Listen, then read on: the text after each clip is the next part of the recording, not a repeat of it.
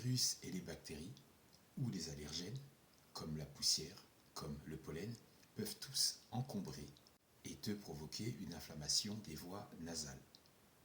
Ensuite, c'est un gonflement de la muqueuse, ça bloque l'ensemble de ta circulation naturelle d'air, ça réduit ton flux d'air dans tes narines.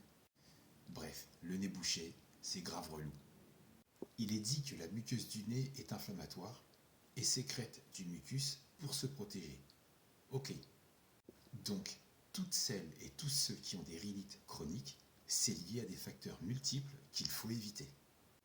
Un air sec, espace fumeur, allergie, pollution atmosphérique.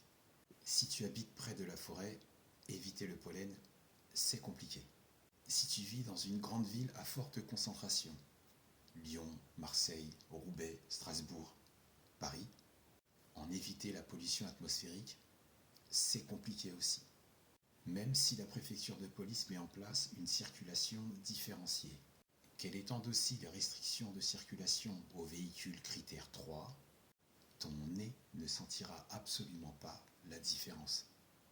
Par contre, quand ton nez est encombré, tu peux éviter tout ce qui peut l'irriter.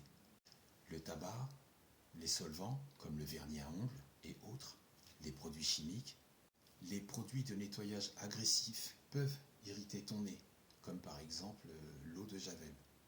Pour soigner un nez bouché, le but est de libérer au mieux les voies respiratoires. Et pour cela, je vais te donner 6 astuces. 1. La fumigation, alias l'inhalation de vapeur.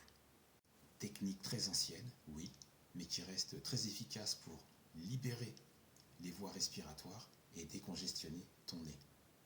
Quand je dis vapeur, bien évidemment, c'est vapeur d'eau chaude. Casserole, tu te penches au-dessus, serviette par-dessus la tête. Ça ressemble à une tente, mais respire cette vapeur au moins 5 minutes.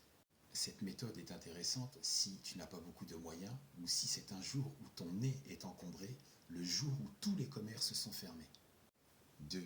Une variante à l'inhalation pour chasser les virus et les bactéries. Ajoute à ton eau 2 à 4 gouttes d'eucalyptus radié, alias Eucalyptus radiata, ou 2 à 3 gouttes d'huile essentielle de menthe poivrée. Alors n'abuse pas sur les gouttes, ne pense pas qu'en en mettant plus que nécessaire, ton nez va décongestionner plus vite. En mettre plus qu'il n'en faut, ça te rajoutera des irritations supplémentaires.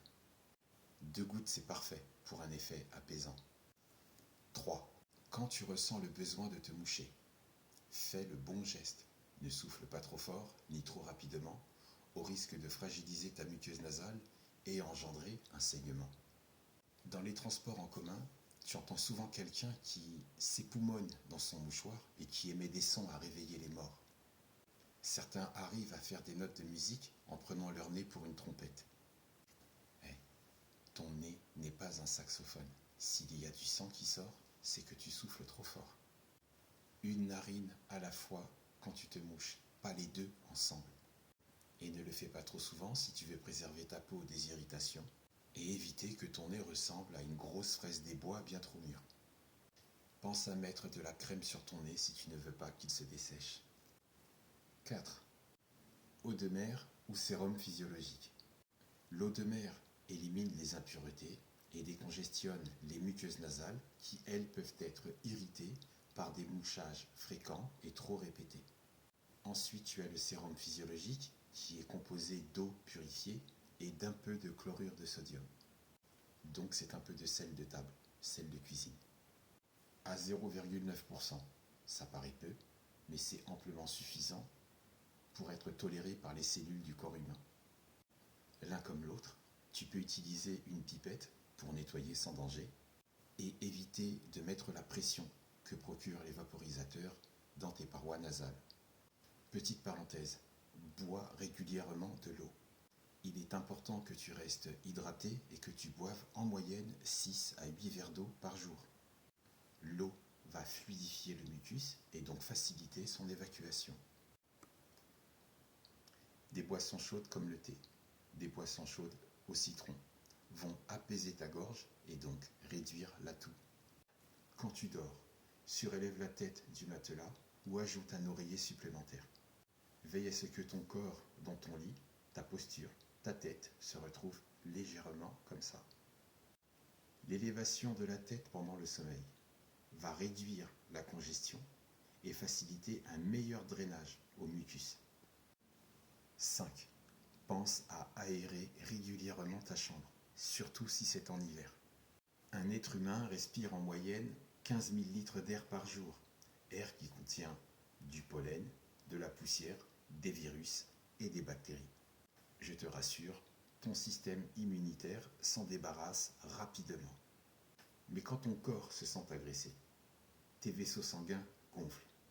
Ça veut dire que ce sont tes globules blancs qui vont se comporter comme des soldats qui iront tabasser tout virus qui s'est incrusté dans ton corps sans y être invité. Et c'est ce gonflement que tu ressens dans tes vaisseaux sanguins qui bloquent. Et si ça obstrue tes voies respiratoires nasales, c'est ton corps qui te parle. Il t'indique que ce sont tes globules blancs qui sont en train de batailler contre le virus qui s'est incrusté. Si ton nez est obstrué et sec, tu peux utiliser un humidificateur d'air. Si tu n'as pas d'argent, prends un bol d'eau et pose-le sur le radiateur. Si tu es maladroit ou si tu as peur d'un éventuel accident, pose le bol sur un support solide à côté et proche de ce radiateur.